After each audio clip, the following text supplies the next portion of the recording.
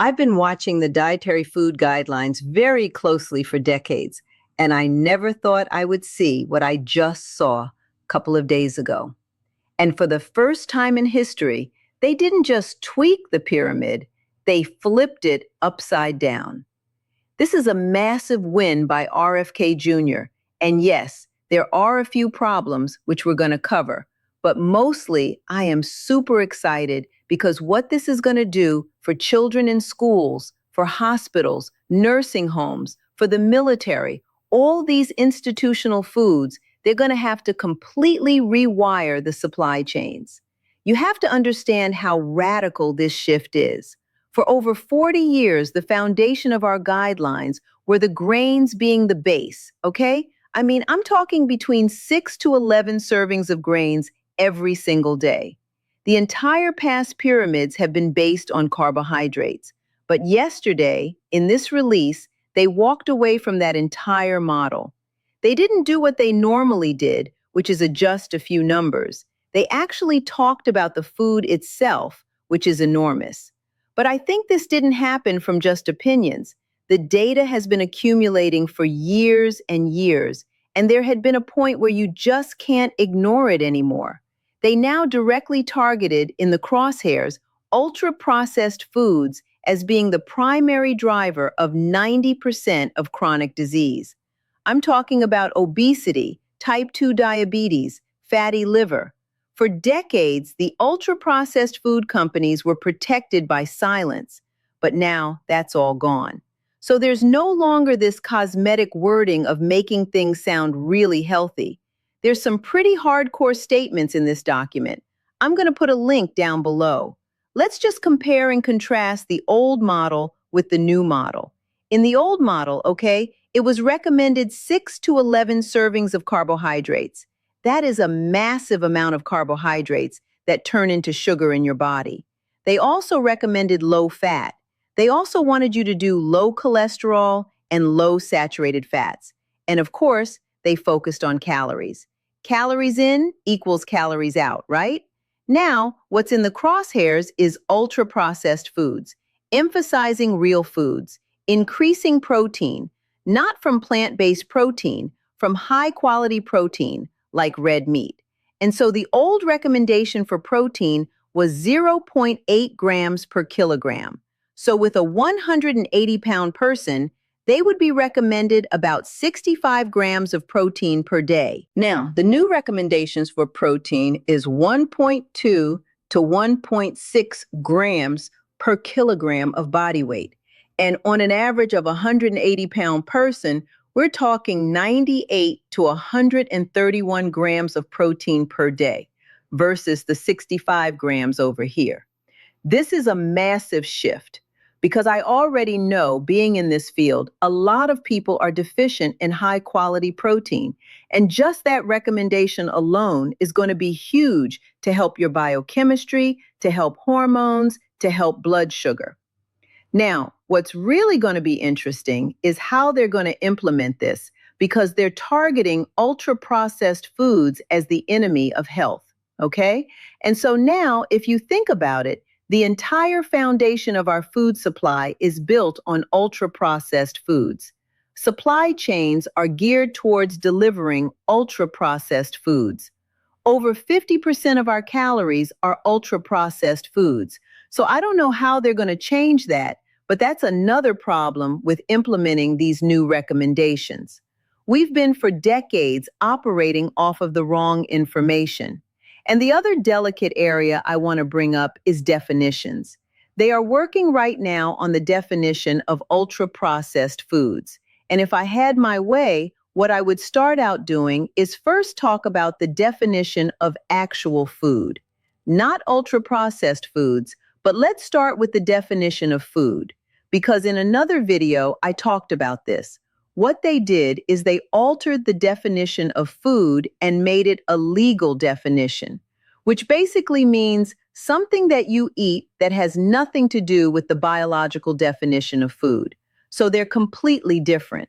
The legal definition of food is something that's edible and has a shelf-stable life. And that's pretty much it. It really has nothing to do with the biological definition, which has to support life.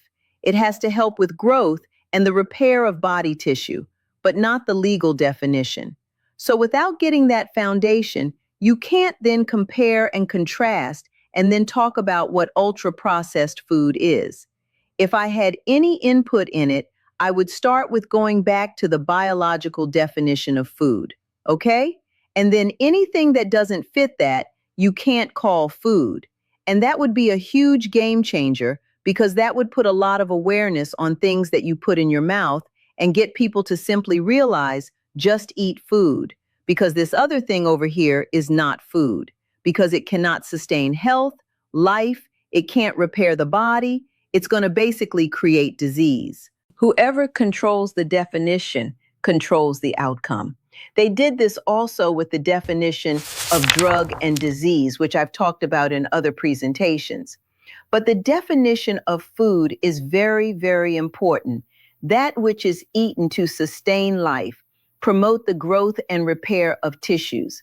The derivation means nourishment.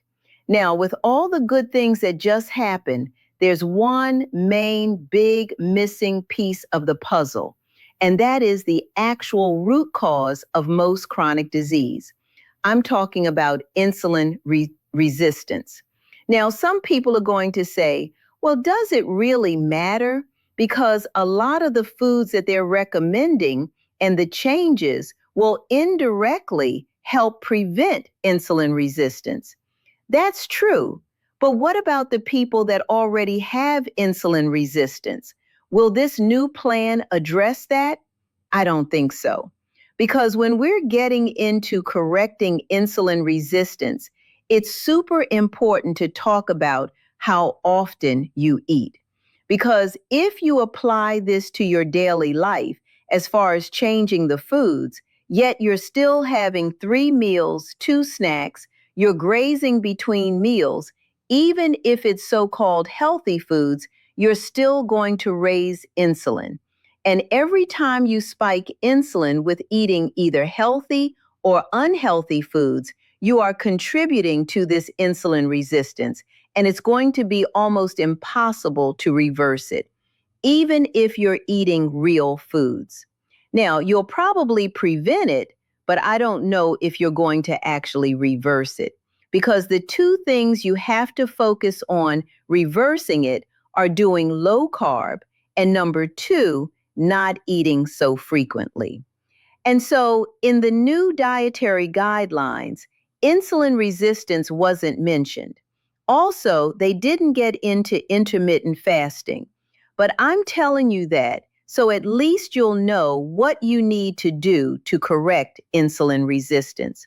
And I really think the reason why they could not mention insulin resistance is because for years they promoted a diet that actually causes insulin resistance. And for them to have to bring this up right now, it's incredibly embarrassing. They never like to be wrong. I mean, just take a look at cholesterol, right? In 2015, they very quietly removed the limits for cholesterol from our foods. Did they apologize for the last 40 years of telling us we had to get rid of cholesterol and go on statins? No, they didn't even mention that.